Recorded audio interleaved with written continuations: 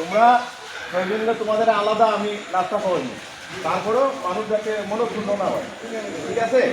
যার যতটুকু দরকার দিতে থাকো।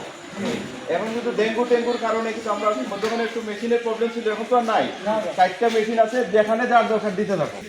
কথার ওষুধটা আপনাদের দরকার কত বাইরে গেছে, কারণ হইলে আমার সাথে কথা বলাই দিবেন। আমরা যে পরিষেবাতে কাজটা করতেছি, অনেক কিন্তু কমপ্লেন দেন যে আপনারা মশার ওষুধ মারে না।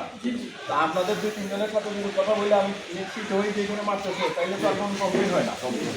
নাস্তা করাই নাস্তা তো উনি না করায়, তারপরেও আমি তোমাদের আলাদা নাস্তা করি।